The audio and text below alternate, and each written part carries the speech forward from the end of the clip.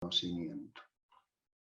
Perfecto. Pues ahora, Antonio, si tú quieres añadir algo más, pero además de eso, quería ya sacar el siguiente tema, si vamos enlazando, y sería centrarnos en el tema de cómo dirimir entre ciencia y pseudociencia y cuándo una protociencia se convierte en ciencia madura, digamos.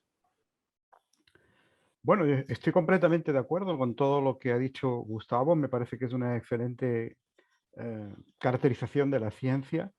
Lo que él ha dicho muestra claramente que es muy difícil lo que a veces se pretende, ¿no? De dar una definición escueta y casi esencialista de lo que es la ciencia, ¿no? O encontrar un único criterio, que normalmente se suele denominar como criterio de marcación, para señalar lo que es la ciencia y separarla de las pseudociencias, como tú has señalado, ¿no? Porque efectivamente, para empezar, vemos que una cosa es la ciencia como conocimiento, como producto acabado, que es normalmente el concepto en el que suele pensar la mayoría de la gente cuando oye el término ciencia. Para mucha gente ciencia es sinónimo de conocimiento científico, pero la ciencia es mucho más que eso, como ha dicho Gustavo, es también una actividad, es el modo en que ese conocimiento se hace y eso tiene una enorme importancia para conocer lo que realmente es la ciencia. No basta con quedarse con el producto final, ¿no? Ah, mm, Todo eso, pues esa dificultad y esa diversidad de las ciencias es lo que ha hecho que la discusión que hubo a lo largo de todo el siglo XX para encontrar una única clave definitoria de la ciencia, un criterio de demarcación entre ciencia y no ciencia, pues fracasaran todos los intentos, ¿no? que hubo. Los neopositivistas hicieron la propuesta inicial de la verificabilidad y fracasó rápidamente, ellos mismos vieron los problemas. Carnap hizo la propuesta de la confirmabilidad, que se mantuvo durante más tiempo, pero también generaba muchos problemas, las paradojas de la confirmación, por ejemplo, y que generó una discusión interminable y al final un tanto escolástica, todo hay que decirlo.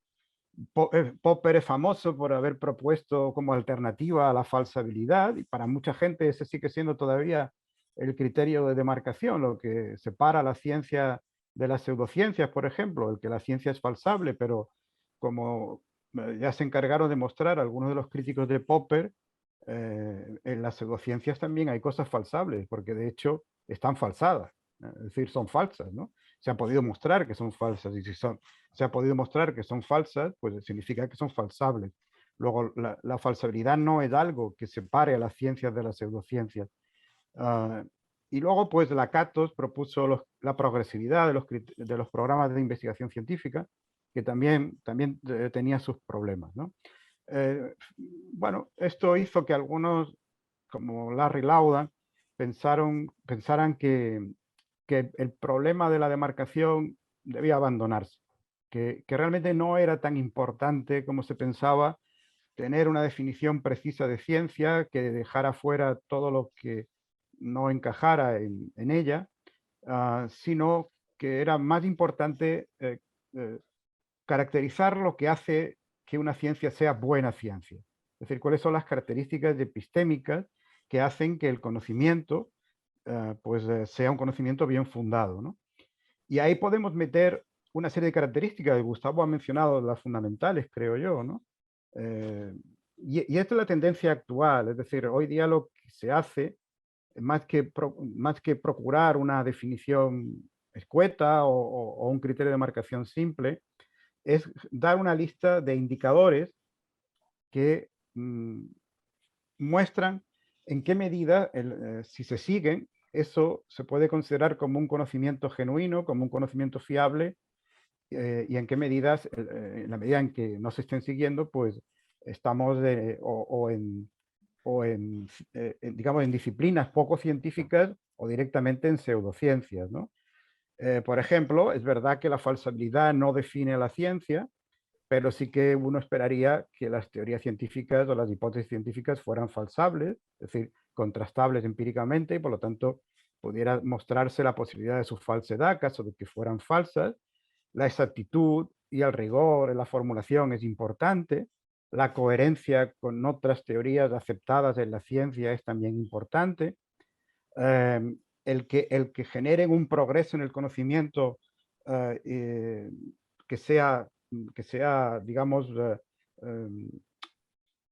que sea activo, que no se ralentice excesivamente, lo que señalaba Lakatos, pues es también una característica importante, ¿no? Eso hace, por ejemplo, que disciplinas, vamos a llamarlas así, que no han hecho ningún progreso teórico en centenares de años e incluso en miles de años, la astrología no ha hecho ningún progreso teórico en miles de años, no ha aportado nada nuevo, y la homeopatía no ha aportado prácticamente nada, y desde luego desde el punto de vista teórico, nada, desde que la creó Hahnemann a finales del siglo XVIII, pues esto hace que esas disciplinas sean claramente pseudocientíficas, ¿no? Y luego además están plagadas de ideas que se pueden considerar como empíricamente falsadas, ¿no? Y además no encajan con otras teorías aceptadas por la comunidad científica en otros ámbitos, ¿no? Por ejemplo, la propuesta de la homeopatía de que hay una memoria en el agua, pues es algo que choca frontalmente con la química actual, ¿no? En fin, no tenemos una definición simple de ciencia, pero eso no significa que no se pueda distinguir con claridad en la mayor parte de las ocasiones cuando estamos ante conocimientos científicos y cuando estamos ante propuestas pseudocientíficas. Es verdad que puede haber algunos casos dudosos, ¿no?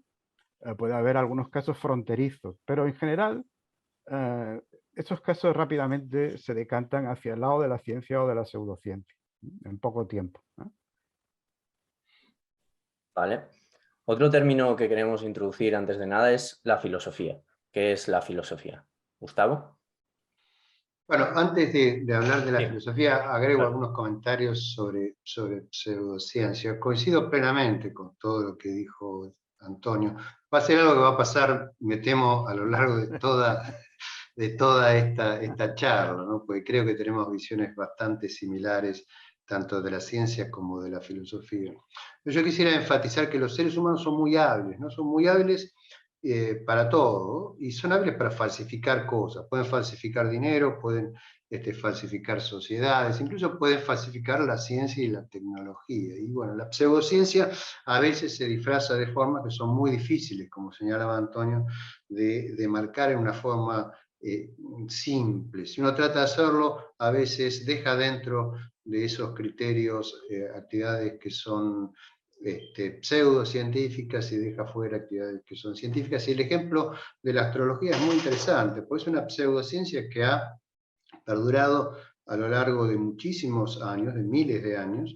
Es una actividad en la cual evidentemente se hacen predicciones. Los astrólogos se la pasan todo el tiempo prediciendo toda clase de cosas, y esas predicciones son sistemáticamente refutadas, y sin embargo eso no hace que esa pseudociencia sea abandonada por sus seguidores. También hay astrólogos que utilizan herramientas matemáticas, o sea que sus predicciones a veces pueden ser extremadamente precisas, pero esa precisión no es una precisión que agregue nada a la supuesta cientificidad de esa actividad. Yo creo que en algunos casos un punto que puede ser importante para colaborar a discriminar entre actividades científicas y pseudocientíficas es que los pseudocientíficos tienden a prescindir de mecanismos, ¿sí? O sea, el científico siempre está buscando el mecanismo, está buscando cómo las leyes naturales de alguna manera hacen posible los procesos que dan lugar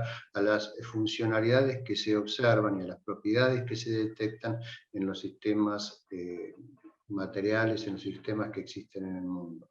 Mientras que el pseudocientífico simplemente presenta una hipótesis, presenta una explicación, pero rara vez intenta presentar un mecanismo. ¿Sí? Por ejemplo, el astrólogo no tiene un mecanismo que explique por qué los astros supuestamente tienen influencia en el comportamiento de los seres humanos.